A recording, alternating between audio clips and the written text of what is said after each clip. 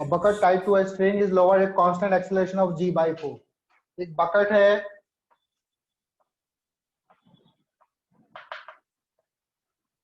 इसको constant acceleration g by 4 से नीचे ला रहे। If the mass of the bucket is m, इसका मास है m और इसको g by 4 से हम लोग नीचे ला रहे हैं। By distance d, the work done by the string will be, string के कारण कितना वर्क डन होगा, मतलब स्ट्रिंग के कारण मतलब वो टेंशन के कारण पूछ रहा है, टेंशन के कारण वर्क डन कितना होगा। इसको मैं कितने डिस्टेंस लाया, इसको मैंने d डिस्टेंस पे लेके आया, तो वर्क डन इक्वल टू क्या होता है,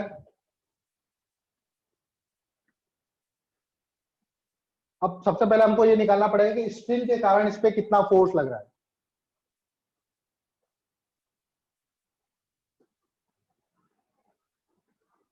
स्ट्रिंग के कारण कितना फोर्स लग रहा होगा इस पे, टेंशन कितनी लग रही होगी, टेंशन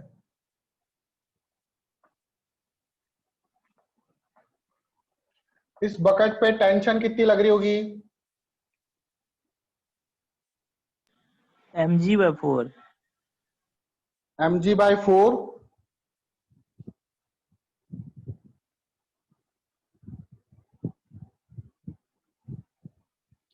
इसका खुद का मास भी तो mg,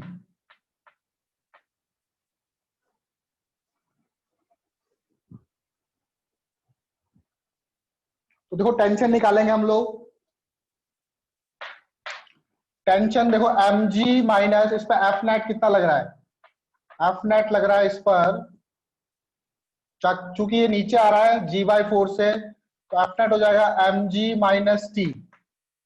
F net that is mass into acceleration equal to mg minus T.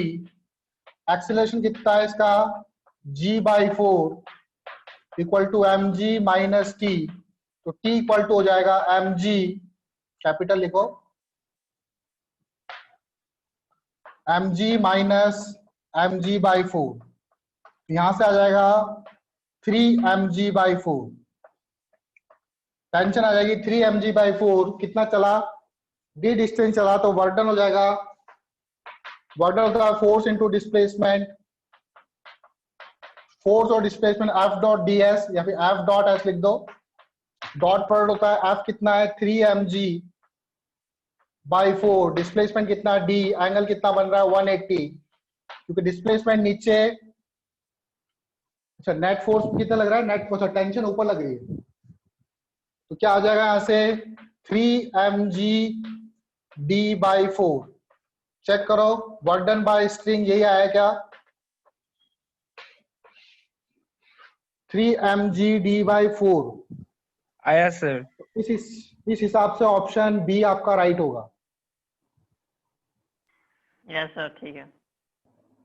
ठीक है, क्वेश्चन नंबर सेकंड, एक बॉडी है जिस पर फोर्स लग रहा है,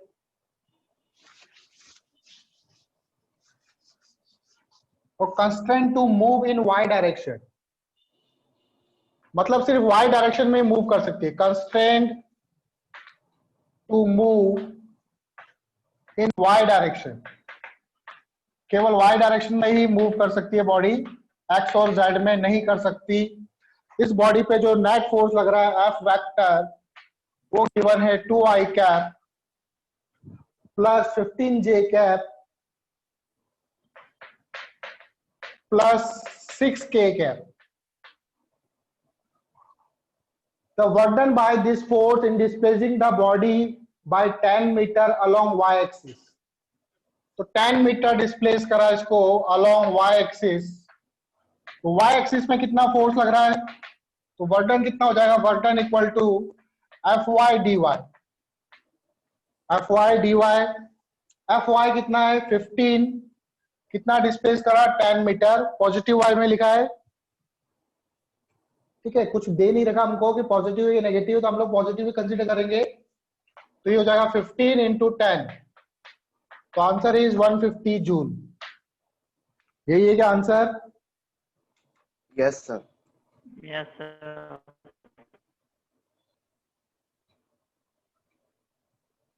अगला क्वेश्चन देखो, एक बॉडी रेस्ट से स्टार्ट हो रही है, 5 kg का ऑब्जेक्ट है,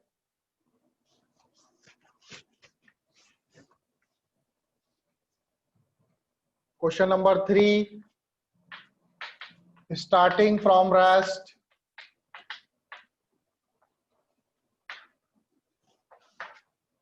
मास दे रखा है उसका 5 kg,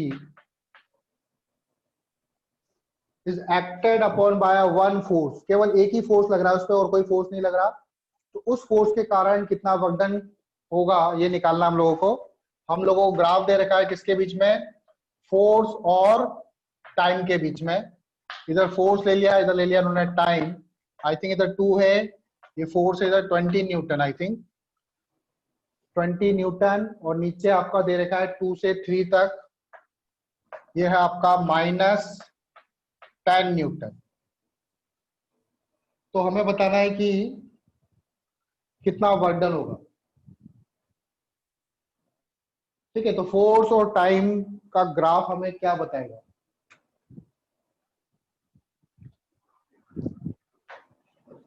मास हमें गिवन है Sir, velocity.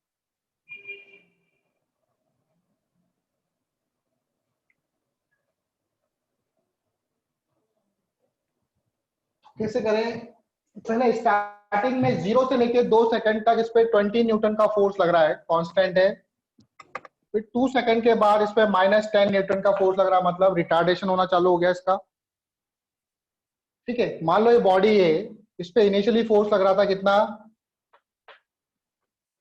20 न्यूटन का। कहां तक लगा, 2 सेकंड तक। तो 2 सेकंड में इसकी इनिशियल वेलोसिटी थी 0, 2 सेकंड बाद इसकी कितनी वेलोसिटी को निकाल सकता हूं मैं, 2 सेकंड बाद कितनी वेलोसिटी को निकाल सकता हूं,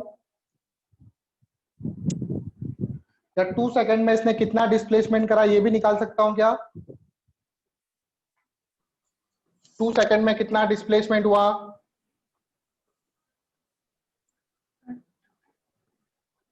क्योंकि एक्सीलरेशन निकल जाएगा मेरा, 0 से 2 सेकंड के लिए एक्सीलरेशन कितना हो जाएगा, 0 to 2 second, force upon mass, force है 20, मास है m, सॉरी 5, 4 मीटर पर सेकंड स्क्वायर से एक्सीलरेट कर रही है, 0 से स्टार्ट हुआ।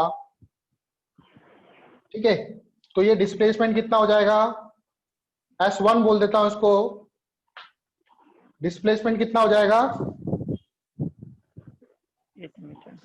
v square minus v square तो नहीं, s बराबर ut plus half eighty square, s बराबर ut plus half eighty square लगाऊंगा मैं।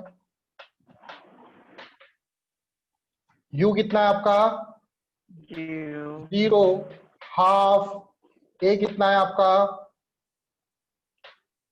4, टाइम कितना है 2 सेकेंड का स्क्वायर, 2 से 1 2 कैंसिल हो गया है, 4 2 जा 8 मीटर, कितना गया 8 मीटर तक गया।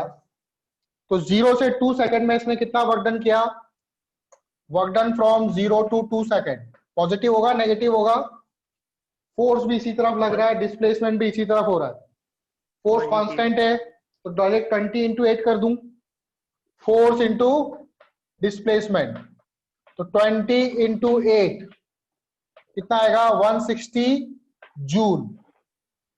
ये तो कहां से कहां तक आया, 0 से 2 सेकंड तक। अब 2 से 3 सेकंड में क्या होगा, तो 2 से 3 सेकंड के लिए निकालने के लिए, अच्छा यहां पर पहले वेलोसिटी भी निकालो। मान लो इसकी वेलोसिटी v होगी, यहाँ पे v बराबर क्या हो जाएगा u प्लस ए टी, क्योंकि हमें इसकी वेलोसिटी की जरूरत पड़ेगी। v बराबर u plus A T, u कितना है अपना 0, एक्सेलरेशन कितना 4, और टाइम कितना 2 सेकेंड, तो वेलोसिटी क्या होगी 8 मीटर पर सेकेंड। वेलोसिटी कितनी हो गई, 2 सेकंड के बाद इसकी वेलोसिटी हो जाएगी 8 मीटर पर सेकंड, इसकी जरूरत भी पड़ेगी हम लोगों को। ठीक है, नेक्स्ट देखो आप, इसी में जब 2 से 3 सेकंड चला तब एक्सीलरेशन कितना, तब माइनस फोर्स लग रहा है -10 न्यूटन, मास है 5 kg, तो आएगा -2 मीटर पर सेकंड स्क्वायर। आपको इनिशियल वेलोसिटी पता है, इनिशियल वेलोसिटी ये जो इसकी फाइनल वेलोसिटी है वो 2 से 3 सेकंड के लिए इनिशियल वेलोसिटी बन जाएगा।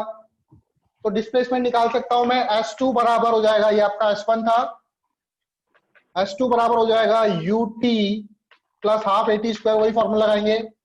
इस बार इनिशियल वेलोसिटी कितनी 8 मीटर पर सेकंड, तो 8 इंटू 1 सेकंड होगा, प्लस एक्सीलरेशन कितना -2, टाइम कितना 1 सेकंड, 1 का स्क्वायर, 2 से 2 कैंसिल, तो कितना हो जाएगा 8 - 1, 8 - 1 कितना आया 7, कितना आया 7 आया। तो वर्क डन कितना हो जाएगा 2 से 3 तक वर्क डन, 2 से 3 तक का वर्क डन कितना आएगा, फोर्स कितना लग रहा है -10, और देखो डिस्प्लेसमेंट भी इसी डायरेक्शन में हो रहा है, पॉजिटिव वाला डिस्प्लेसमेंट, तो -10 एफ एस कर दो S2, फोर्स हो रहा है -10 न्यूटन, डिस्प्लेसमेंट 7, तो कितना होगा -70 जूल।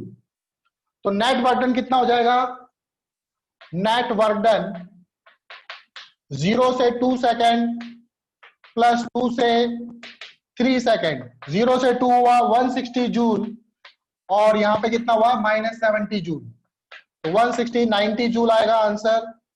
ऑप्शन में है क्या 90 जूल, यस सर, सही। ऑप्शन में 90 जूल है, यस सर, डी ऑप्शन है। ठीक है, चेक कर लो आंसर। इसी क्वेश्चन को हम लोग वर्क एनर्जी थ्योरम से भी निकाल सकते थे। कैसे, वर्क एनर्जी थ्योरम क्या बोलता है, work done by all forces is equal to change in kinetic energy. तो इनिशियल वेलोसिटी पता है मुझे, इनिशियली वो 0 पे था, मुझे फाइनल वेलोसिटी निकालनी है। 2 सेकंड बाद वेलोसिटी कितनी होगी 8 मीटर पर सेकंड, ये तो आपको निकालना ही पड़ेगा।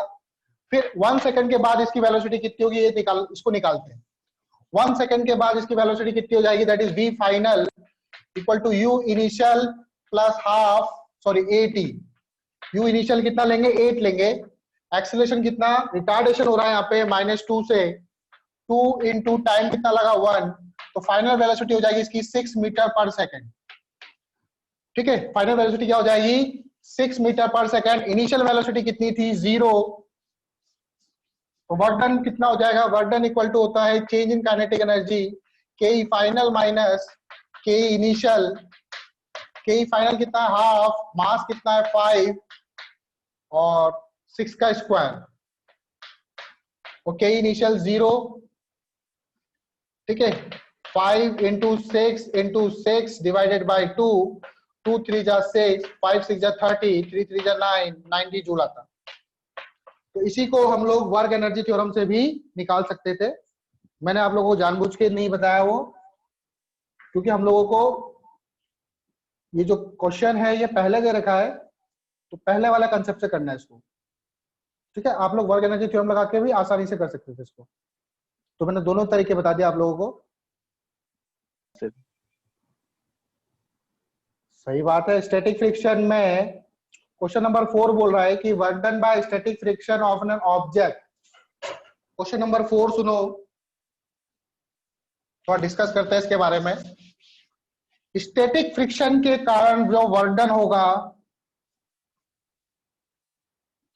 Work done by static friction,